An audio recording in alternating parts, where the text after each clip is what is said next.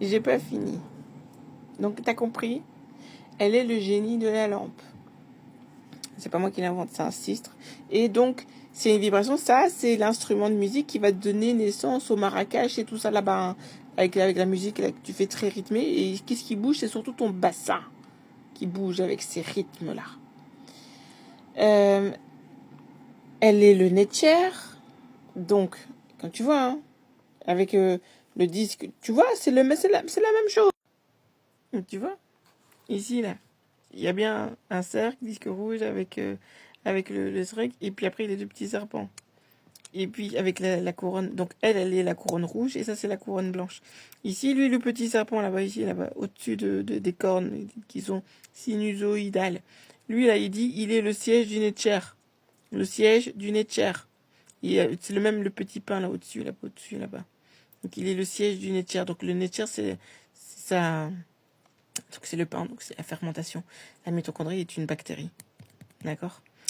Donc, ici, c'est bien ce qui est dit, c'est exactement la même chose. Et c'est une vibration. Cet instrument, tu le tiens là, et ça vibre. Et avec la représentation de la fresque avec Ramessou, il montre bien qu'il est le fils d'Isis Hathor, parce qu'il tient le sceptre, ce sceptre-là. Il a l'information de cette vibration. La vibration, c'est l'intelligence, c'est la connaissance, c'est la lumière. Donc, et c'est pour ça qu'il est le roi. Ça, c'est déjà un premier détail. Je me suis dit merci le comte de répondre parce que grâce à toi, j'ai compris. Mais du coup, ça m'amène à une problématique parce que le génie génétique, génie de la lampe, hein, la génétique, c'est le génome. Quand il est nucléaire, c'est des chromosomes. Des chromosomes, c'est de la couleur, donc c'est de la lumière. Une lampe. La mitochondrie, elle fait l'infrarouge. C'est une lumière aussi. La lumière, elle est rouge. Tu vois? Lumière rouge. Du coup, la question que je me pose, déjà aussi, hein, les petits serpents qui sont ici, ça veut dire quelque chose. En fait, c'est la menstruation. Et là, tu as Amon-Ra. Parce que Amon, c'est Amon, donc la fertilité, plus Ra. Ra de la mitochondrie. Et donc ça, c'est l'ovule, en fait. Avec la couronne d'Amon-Ra, et quand tu regardes la couronne d'Amon-Ra, c'est exactement ça. C'est deux soleils. Le soleil, je l'ai montré sur la vidéo sur YouTube, c'est le disque donc de la fécondation nucléaire et de la fusion de la mitochondrie. Donc, tu as les deux soleils rouges qui sont là. Du coup, moi, j'ai appris à l'école que le génie génétique, il est né dans les années 50. Alors, ma question ici, c'est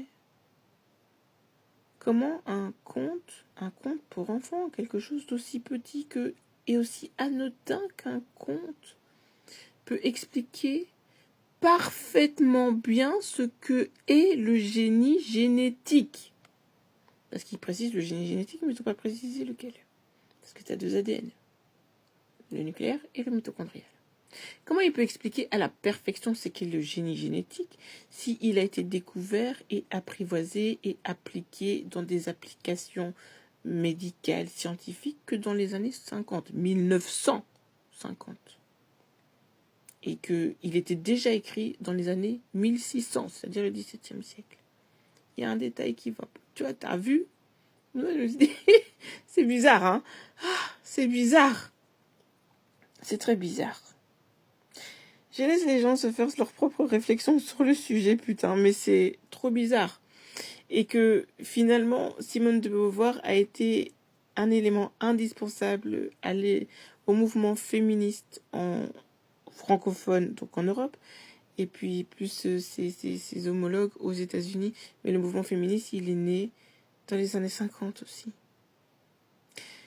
Je trouve ça trop suspect, en fait. C'est très bizarre. J'ai l'impression que les féministes, donc les personnes qui ont été médiatiquement popularisées et qui ont popularisé ce mouvement, qui étaient bienveillants, probablement, mais il y a 2-3 trucs, du coup, je trouve ça super suspect, quoi.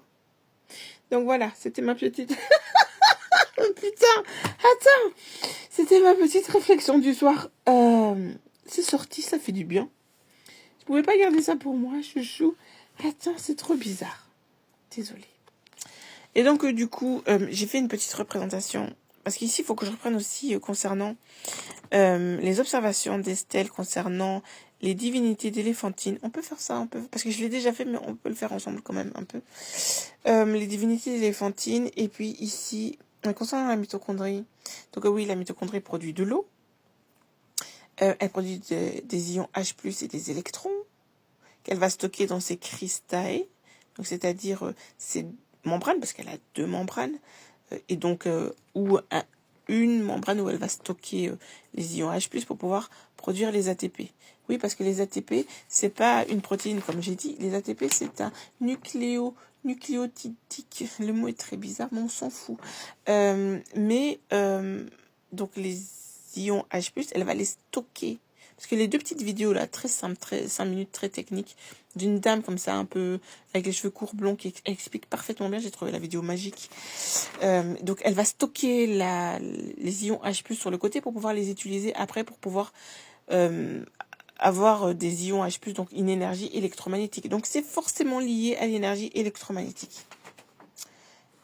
À savoir que l'énergie électromagnétique va créer des plasmas.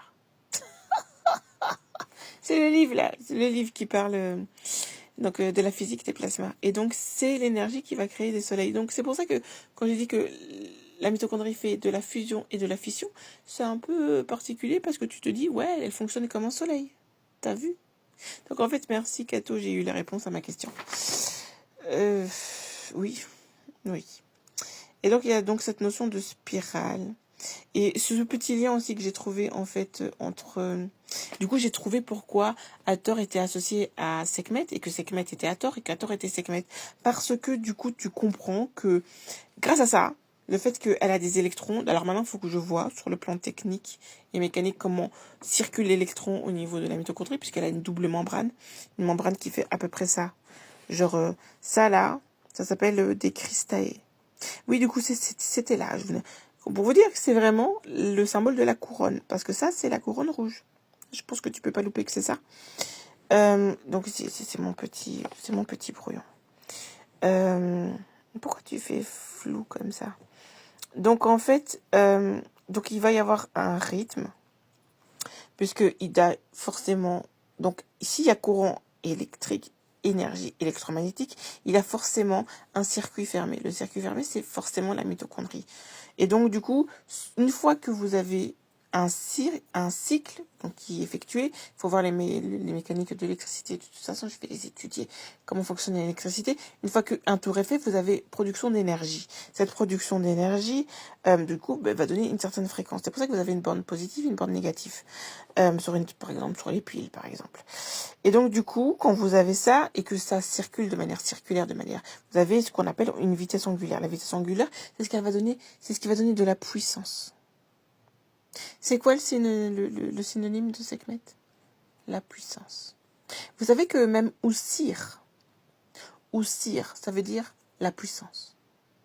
Tu vois où je veux en venir? T'as vu? Donc, voilà pourquoi la spirale qui n'est pas fermée, nanana, et la spirale, en fait, c'est le nombre phi. Donc, c'est une constante mathématique, et qui est liée au nombre d'or. Le nombre d'or, tu vois, de l'or, le serpent en or autour de... T'as vu? Et donc, du coup, voilà pourquoi la symbolique de la couronne, comme ça, la couronne rouge. Je vais te la montrer. De la pure science. Voilà ce que ça veut dire. Tu vois? C'est tout ce que ça veut dire, en fait. Et c'est l'homme qui va porter ces couronnes-là, parce que lui, ce pouvoir, il l'a pas en lui. C'est la femme. C'est pour ça que je dis que Amon est une entité. Enfin, c'est pas une entité féminine, hein. C'est pas genre un bélier. C'est quoi la femelle du bélier? Je sais même pas. Ah, maman, tu connais pas tes bases, c'est quoi ça? Voilà. Donc voilà, c'est plié en fait. Je vais passer au stèle d'éléphantine parce que ça joint ce que je dis concernant Amon. Et du coup, ça devient logique, Amon-Ra, tu vois. Maintenant, il y a... Je rentre pas dans les détails des équations, etc. Mais là, c'est pas là où je veux en venir. Là, ici, je reste en fait dans le symbolisme. Et il y a vraiment de plus en plus de choses qui m'amènent à me dire que Amon-Ra, c'est la fertilité. Et la biologie applique aussi. La fertilité, c'est la mitochondrie.